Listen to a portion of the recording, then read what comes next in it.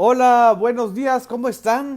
Estamos aquí transmitiendo nuestra post mañanera de este 11 de septiembre, un día de muchas conmemoraciones. Celebramos, o más bien recordamos, no celebramos, recordamos el golpe de Estado en Chile y la actitud heroica que tomó el entonces presidente Salvador Allende de la socialdemocracia frente al golpe militar de los pinochetistas, apoyados por Estados Unidos en 1973. También recordamos hoy los 18 años de los ataques a las Torres Gemelas en Nueva York, que prácticamente dio inicio a una nueva era geopolítica de pues intrusión a la intimidad de los ciudadanos globales.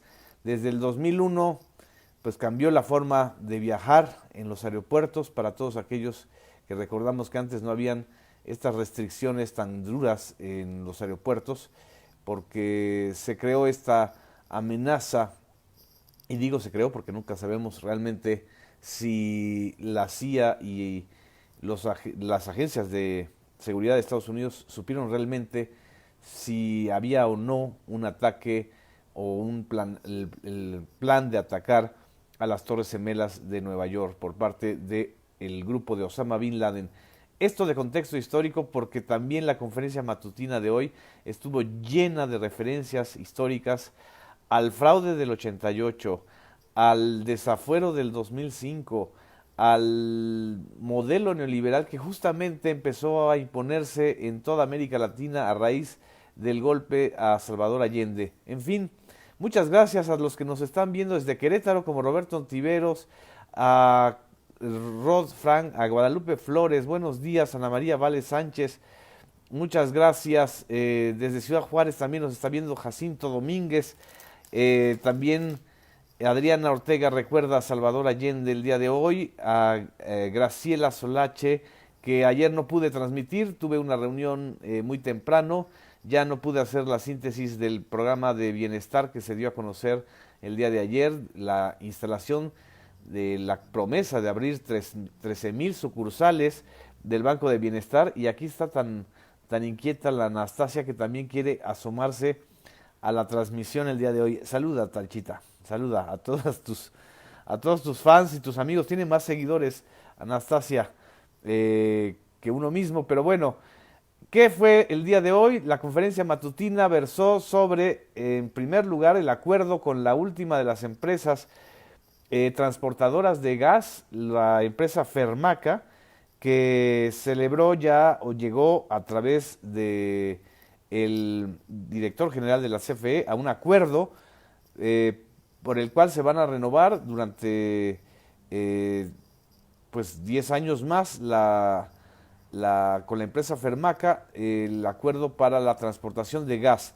Son 455 millones de dólares que están en juego en el gasoducto La Laguna Aguascalientes y 217 millones de dólares en el gasoducto Villa de Reyes Aguascalientes Guadalajara, según informó el propio Manuel Bartlett.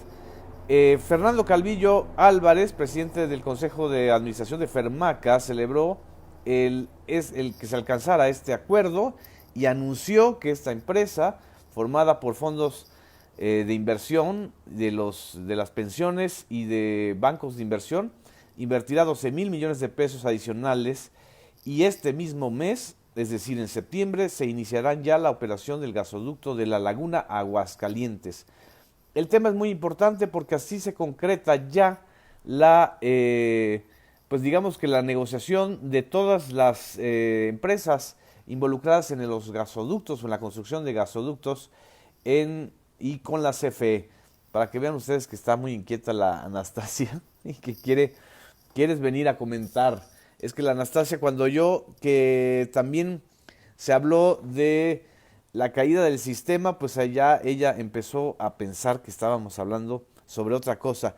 También el tema, inevitablemente, con la presencia de Manuel Bartlett, un político de muchos años en la historia reciente del país, pues derivó en el reportaje o en el texto que se publicó y que promovió Carlos Loret de Mola sobre las propiedades inmobiliarias o presuntas propiedades inmobiliarias que se le atribuyen a Manuel Bartlett, el presidente de la República, reiteró que él tiene toda su confianza en la solidez de Manuel Bartlett y que de todas maneras se estaba haciendo una investigación por la Secretaría de la Función Pública. Bartlett una vez más negó que él sea propietario de este tipo de red de empresas inmobiliarias o de bienes inmobiliarios, incluyendo una manzana. ¿Por qué surge este tema de Manuel Bartlett? Manuel Bartlett es quizá uno de los enemigos más persistentes en la historia reciente de un personaje pues que también es muy poderoso e hizo mucho daño al país. Se llama Carlos Salinas de Gortari. Ambos formaron parte del mismo gabinete, del gabinete de Miguel de la Madrid. Ambos fueron contendientes por la nominación presidencial en el 88, la historia ya la sabemos, se decantó la candidatura de Carlos Salinas de Gortari. Manuel Bartlett era el secretario de Gobernación, el responsable en ese momento de organizar los procesos electorales. Siendo adversario interno de Salinas, le toca a él hacer la elección del 88, cuando ya se había dado la fractura de la corriente democrática del PRI, y en la noche del 6 de julio del 88, un gran operativo para ocultar la derrota o la debacle o la caída del índice electoral del PRI fue operado desde Presidencia, desde la Secretaría de Gobernación y desde otras partes. Manuel Bartlett, al ser cuestionado el día de hoy otra vez más sobre el tema, él dijo: yo no dije que no hubiera fraude en el 88, lo que él señala es que él no fue el responsable de la llamada caída del sistema, que es una frase que se le atribuye a Diego Fernández de Ceballos. Y era inevitable que el tema también bordeara sobre el asunto pues de los adversarios que justamente han sido los mismos del caso de Manuel Bartlett y de Andrés Manuel López Obrador en el terreno de las privatizaciones. Acordémonos que Manuel Bartlett no solamente tiene una historia que viene del 88, tiene una historia que también se relaciona con su litigio en contra de la apertura del sector eléctrico desde la época de Ernesto Zedillo. Tiene una historia también en contra de la ley Televisa en el 2006 y tiene, por supuesto, una historia muy dura y muy firme como opositor de la reforma energética o del desmantelamiento de la industria petrolera mexicana en el sexenio, nada más y nada menos que de Enrique Peña Nieto. Bueno, con esa cantidad de adversarios, enemigos y de intereses creados, como dijo López Obrador, evidentemente lo van a estar golpeando y lo van a estar señalando a través de periodistas ya de muy poca credibilidad, desde mi punto de vista, como el señor Carlos Loret de Mola, que hasta ahora no nos ha dado las explicaciones de quién le dio la orden en el diciembre del 2005 de protagonizar, encabezar, difundir un telemontaje como fue la detención de Florence Cassés y de Israel Vallarta. Mientras Carlos Loret no nos diga, ahora que ya no está en Televisa, quién le dio la orden de hacer ese montaje o de protagonizar la conducción ese día de ese telemontaje, desgraciadamente no le vamos a creer o no va a tener la credibilidad necesaria. En fin, estamos en este tema también ya de la historia y por supuesto uno de los ejes de esta conferencia matutina que surgió en las preguntas y en la situación que se está viviendo en el país es el papel del ejército frente a la delincuencia. En los últimos días hemos observado una consistente y constante campaña en redes sociales, encabezadas nada más y nada menos que por el propio expresidente Felipe Calderón, para que las Fuerzas Armadas se defiendan, es decir, para que entren a usar las armas, a usar la fuerza en contra de delincuentes o presuntos delincuentes o pobladores de distintas comunidades que se le han enfrentado, como ocurrió recientemente en Puebla, en una población. López Obrador dijo que era Amozoc, pero resultó que no fue precisamente esta población, sino fue otra población. a Cajete en Puebla. El presidente López Obrador una vez más reiteró que no se va a repetir la historia de racias, de enfrentamientos, de letalidad máxima, es decir, de rematar a los heridos o de buscar la desaparición física, la muerte de los presuntos delincuentes. Y llamó a los pobladores de Acajete, Puebla, para que no se dejen encampanar por los huachicoleros y no agredan a las Fuerzas Armadas. El tema del uso de la fuerza, de la fuerza represiva del ejército, pues surgió una y otra vez durante la conferencia matutina, una y otra vez López Obrador insistió en que la actuación será conforme a la ley, será respetando los derechos humanos y que no se debe caer en esta tentación de utilizar al ejército para reprimir al pueblo. Tan fue importante este tema el día de hoy que el presidente, ya casi al final de la conferencia matutina, recordó lo que sucedió durante el desafuero del 2005. Como ustedes recordarán, Andrés Manuel López Obrador, como jefe de gobierno de la Ciudad de México, fue desaforado por la Cámara de Diputados bajo el pretexto de que había violado un amparo en la construcción de un camino a un hospital. De eso hicieron los adversarios de López Obrador y los medios que lo acompañaron, entre ellos Televisa, por supuesto, una magnificación de esta supuesta violación a un amparo.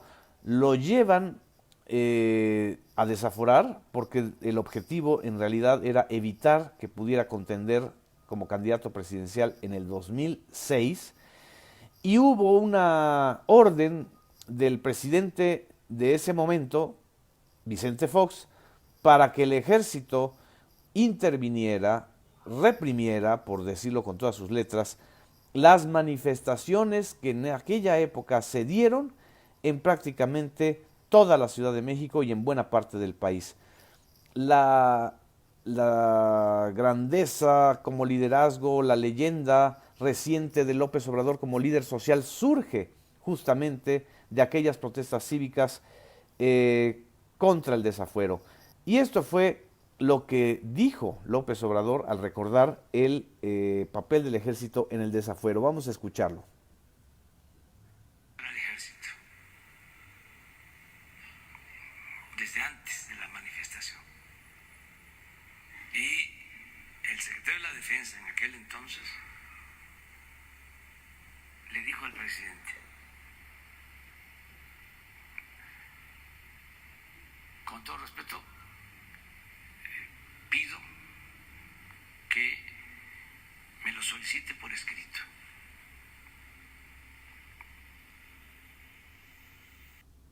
Es decir, solo iba a aceptar el ejército intervenir, según el secretario de la Defensa, si se lo pedía por escrito el presidente de la República, para que no se repitiera un episodio como el del 68.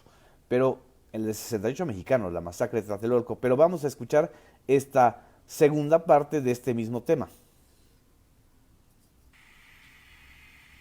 Lo que dijo el secretario de la Defensa entonces fue: ni por escrito. Entonces, el ejército, sí, mexicano es un ejército leal, sobre todo al pueblo y a las instituciones. Entonces,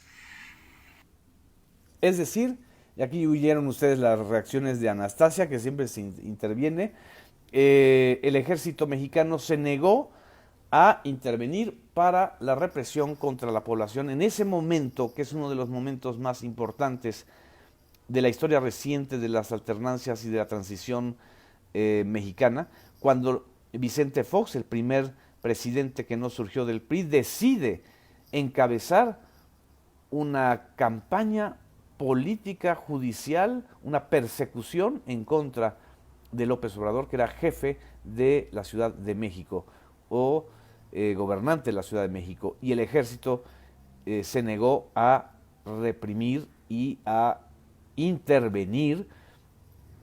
La situación fue tremenda y en ese momento, gracias a la actitud del ejército, Vicente Fox, que algo tendría que decir sobre esto, y esperamos que lo haga, ahora que le gusta tanto tuitear.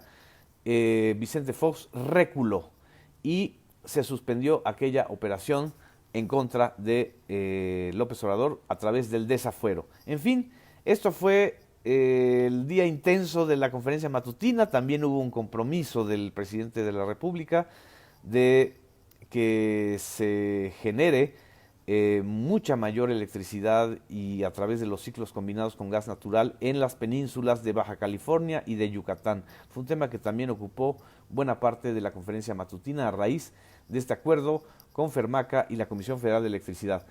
Muy bien, muchas gracias por sus comentarios, por su interés, por compartir esta post mañanera. Tengan un feliz miércoles 11 de septiembre. Gracias.